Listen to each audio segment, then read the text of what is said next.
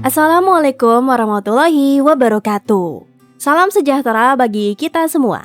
Pada kesempatan ini, kami mempersembahkan hasil penelitian yang dikembangkan untuk mendukung peningkatan kualitas pembelajaran dan kesiapsiagaan bencana di lingkungan pendidikan.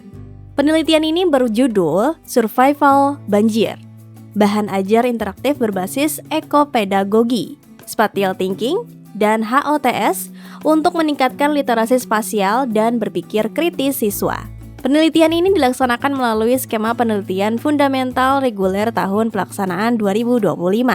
Penelitian ini dilaksanakan oleh tim peneliti yang terdiri dari Muhammad Iqbal Yayong Pratama, MPD, selaku ketua tim, serta Rusia, SPD, MSc, dan Wiwin Kobi, SPD, MPD, masing-masing sebagai anggota.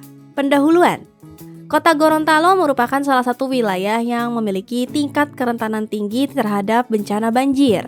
Kondisi ini menunjukkan bahwa upaya mitigasi tidak hanya menjadi tanggung jawab pemerintah, tetapi juga perlu ditanamkan sejak dini melalui lingkungan pendidikan. Kesadaran dalam pemahaman siswa mengenai risiko banjir harus dibangun secara sistematis, agar mereka mampu mengambil keputusan yang tepat ketika menghadapi situasi darurat. Dalam konteks pembelajaran, bahan ajar memegang peran penting sebagai sumber belajar utama. Namun, bahan ajar yang tersedia selama ini masih bersifat umum dan belum sepenuhnya menggambarkan kondisi lokal maupun kebutuhan kontekstual siswa. Melihat kondisi tersebut, penelitian ini berfokus pada pengembangan survival banjir, bahan ajar interaktif berbasis ekopedagogi, spatial thinking, dan HOTS sebagai inovasi yang dirancang untuk memberikan pengalaman belajar yang lebih relevan, aplikatif, dan sesuai dengan karakteristik risiko banjir di kota Gorontalo. Bahan ajar ini dirancang untuk membantu siswa memahami persoalan banjir secara kontekstual, sekaligus meningkatkan literasi spasial dan kemampuan berpikir kritis.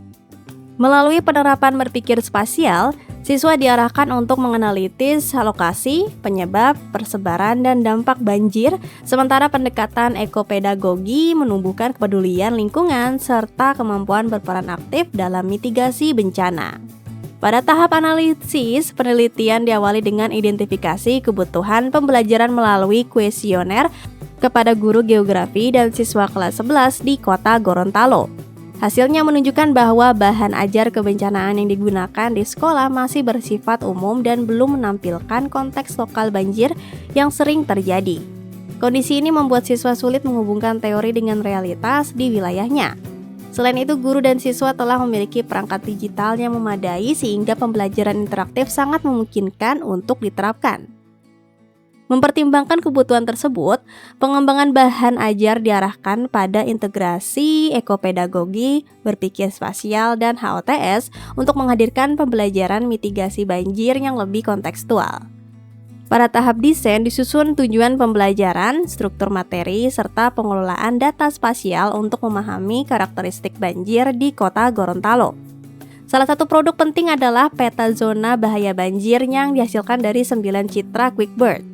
Peta ini membagi wilayah kota Gorontalo ke dalam 5 kelas kerawanan, dan sebagian besar area teridentifikasi berada dalam kategori rawan.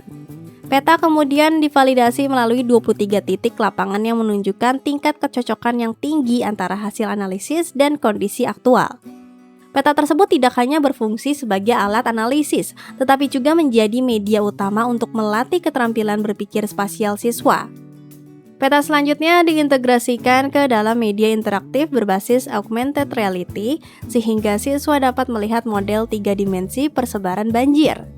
Bahan ajar juga dilengkapi video pembelajaran melalui Edpuzzle, kuis digital di Quizizz dan WordWall, serta akses cepat melalui pemindaian barcode agar pengalaman belajar lebih menarik dan partisipatif. Pada tahap pengembangan prototipe bahan ajar survivor banjir, disusun lengkap dengan fitur AR, video, flipbook digital, dan latihan soal. Seluruh fitur kemudian diuji melalui black box functional testing untuk memastikan tombol, animasi, suara, dan navigasi berjalan sesuai dengan desain. Hasil pengujian menunjukkan seluruh komponen berfungsi dengan baik. Tahap berikutnya adalah validasi oleh 3 pakar, masing-masing ahli materi kebencanaan, ahli media pembelajaran, dan ahli bahasa. Validasi dilakukan berdasarkan aspek kelengkapan materi, relevansi dengan konteks lokal, dan ekopedagogi, keterbacaan, ketepatan bahasa, kualitas visual, serta interaktivitas media. Seluruh aspek mengalami peningkatan signifikan setelah revisi. Aspek media meningkat hingga mencapai kategori sangat layak.